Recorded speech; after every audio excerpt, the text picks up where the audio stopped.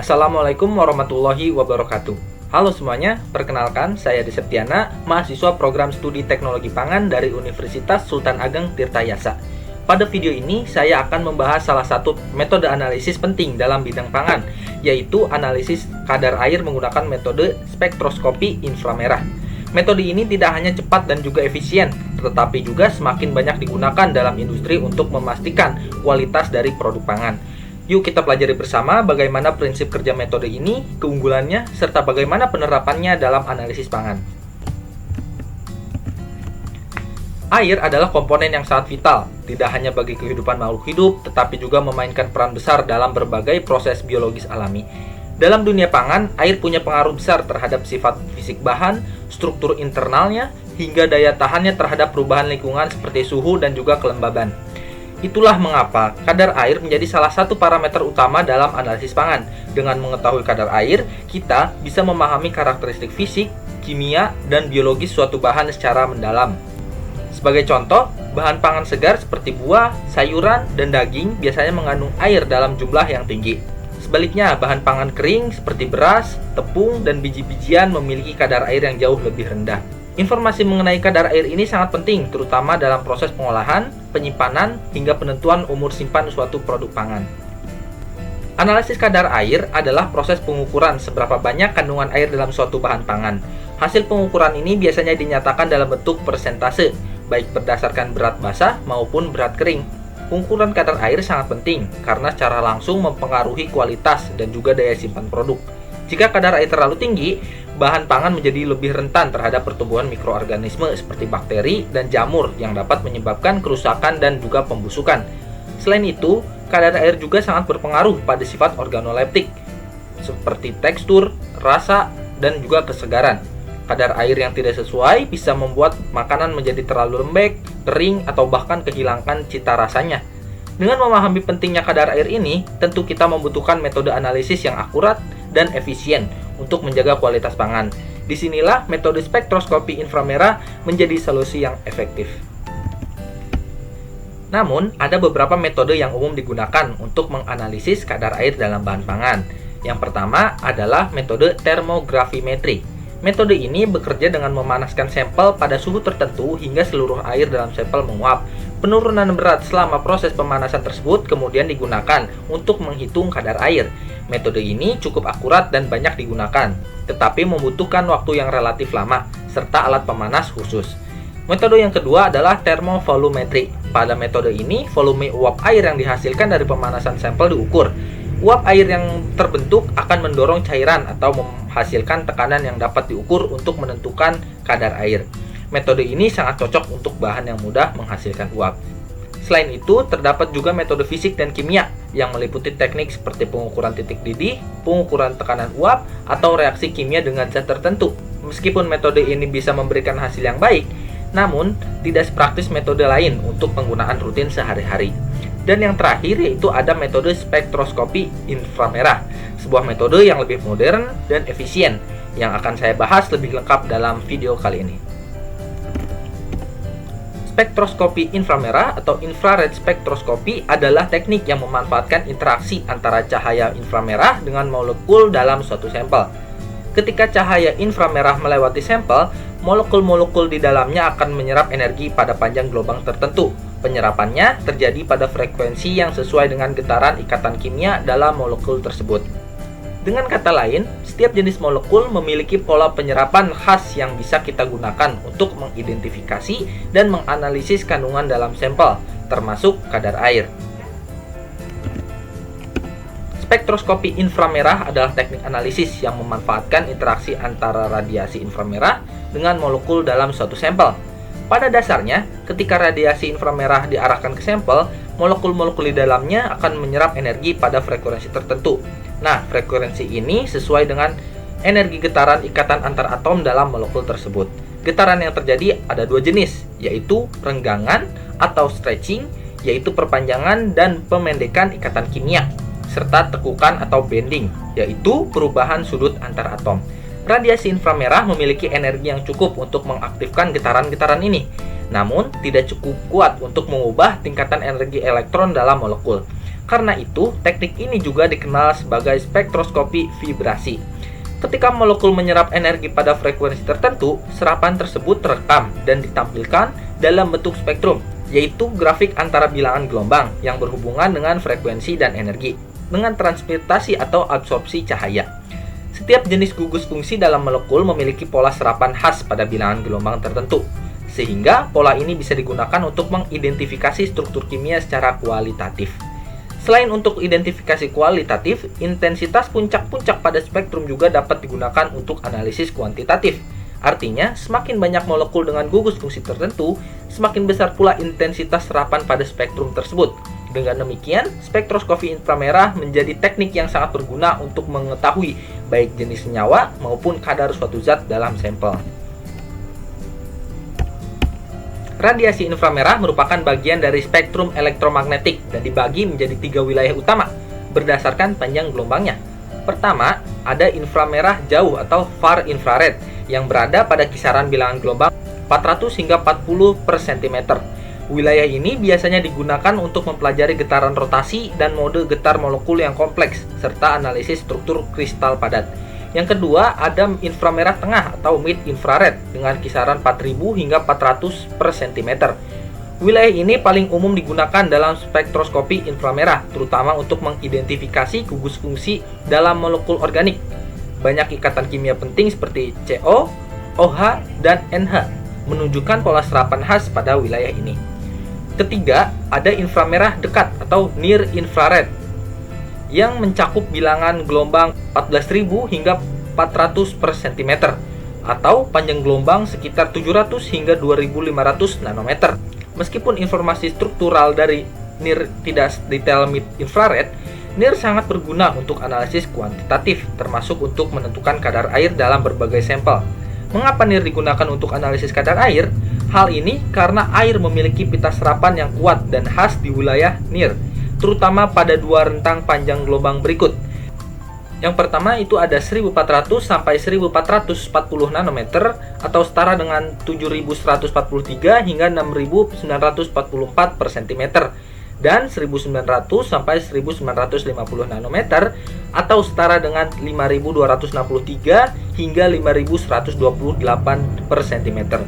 Kedua rentang ini merupakan daerah serapan overtone dan kombinasi dari getaran peregangan ikatan OH dalam molekul air. Ikatan OH sangat aktif terhadap radiasi inframerah, sehingga jumlah air dalam suatu bahan dapat dideteksi dengan cukup akurat menggunakan spektroskopi NIR. Teknik ini dikenal sebagai Near Infrared Spectroscopy atau NIRS. NIRS banyak digunakan dalam berbagai bidang, mulai dari industri pangan, farmasi, pertanian, hingga analisis lingkungan. Keunggulan utama NIRS adalah bersifat non-destruktif, cepat, dan dapat digunakan secara langsung di lapangan maupun otomatis dalam proses produksi. Spektroskopi inframerah dekat atau yang sering disebut NIR atau Near Infrared Spectroscopy adalah metode analisis yang sangat efektif untuk mengukur kadar air dalam berbagai jenis sampel. Teknik ini bekerja dengan mendeteksi penyerapan cahaya inframerah dekat oleh molekul air, khususnya melalui getaran ikatan OH yang sangat khas. Aplikasi NIR dalam berbagai bidang. Yang pertama ini di industri makanan. NIR digunakan untuk menganalisis kadar kelembaban pada bahan mentah seperti butiran gandum, beras, jagung, dan hasil pertanian lainnya. Selain itu, metode ini juga diaplikasikan pada produk makanan olahan untuk memastikan kualitas dan juga kestabilan produk. Kedua, di bidang farmasi, NIR sangat berguna untuk mengukur kadar air pada obat-obatan, baik dalam bentuk tablet, serbuk, maupun sediaan lain. Teknik ini juga digunakan untuk mengontrol kelembaban pada eksipien, yaitu zat tambahan dalam obat, serta produk terliofilisasi atau hasil pengeringan beku yang sangat sensitif terhadap kadar air. Yang ketiga, di industri kimia, NIR digunakan untuk memantau kadar kelembaban pada berbagai bahan kimia dan bahan baku. Hal ini penting untuk menjaga kestabilan, keamanan, dan reaktivitas bahan. Keempat, dalam bidang pertanian, NIR dimanfaatkan untuk menilai kadar air pada tanaman, daun, dan juga tanah. Dengan adanya alat portable berbasis NIR, pemantauan kadar air bisa dilakukan langsung di lapangan tanpa perlu membawa sampel ke laboratorium. Sekarang, mari kita bahas tentang instrumentasi spektroskopi inframerah yaitu bagaimana sistem kerja alat ini dalam menganalisis suatu sampel, khususnya dalam mendeteksi gugus fungsional seperti air. Proses dimulai dari sumber radiasi inframerah. Umumnya, sumber ini berupa elemen pemanas seperti globar atau nurse, filamen yang memancarkan energi dalam bentuk cahaya inframerah saat dipanaskan. Radiasi dari sumber ini kemudian diarahkan melewati celah optik yang berfungsi mengatur intensitas dan arah sinar yang masuk ke sistem. Setelah itu, cahaya memasuki interferometer, komponen utama dalam spektroskopi FTIR atau FTIR. Interferometer mengatur panjang lintasan sinar cahaya dan menghasilkan pola interferensi yang disebut interferogram. Pola ini memuat informasi gabungan dari seluruh panjang gelombang inframerah yang digunakan dalam analisis. Selanjutnya, sinar inframerah diarahkan ke sampel. Pada titik ini, molekul dalam sampel akan menyerap energi pada frekuensi tertentu yang sesuai dengan getaran ikatan kimianya, seperti peregangan dan pembengkokan. Energi yang tidak diserap akan diteruskan menuju detektor. Detektor kemudian menangkap sisa radiasi yang lolos dari sampel dan mengubahnya menjadi sinyal listrik. Sinyal ini kemudian didigitalisasi dan dikirim ke komputer untuk diproses.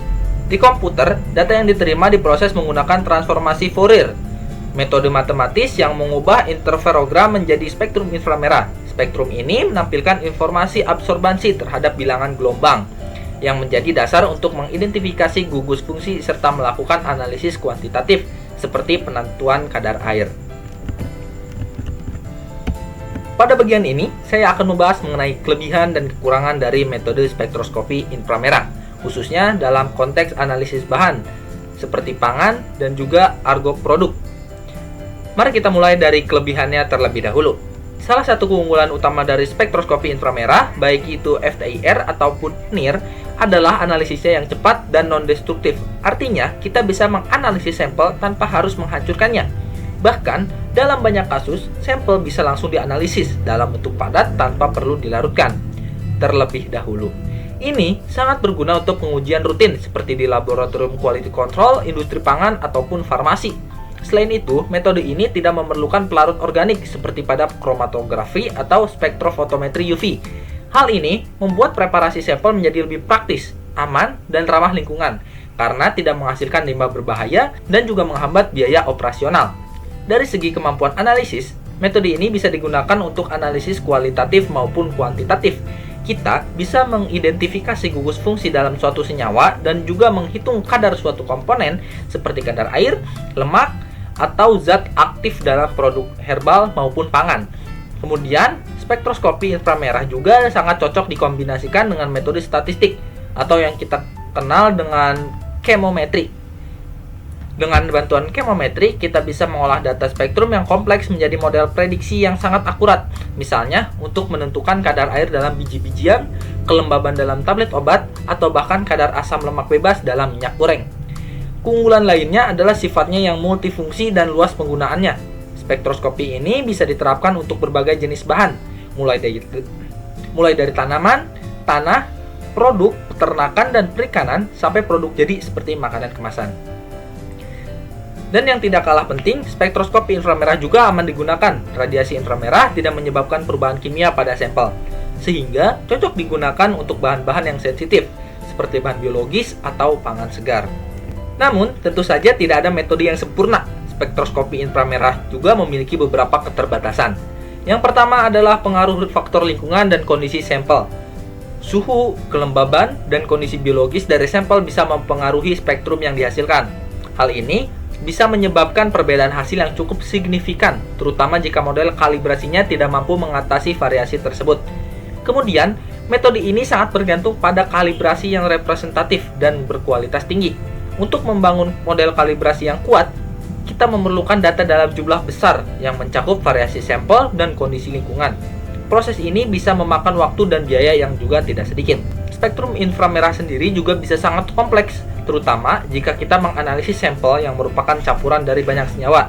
Dibutuhkan perangkat lunak khusus dan keahlian dalam interpretasi data untuk mendapatkan hasil analisis yang akurat, terutama untuk analisis kuantitatif.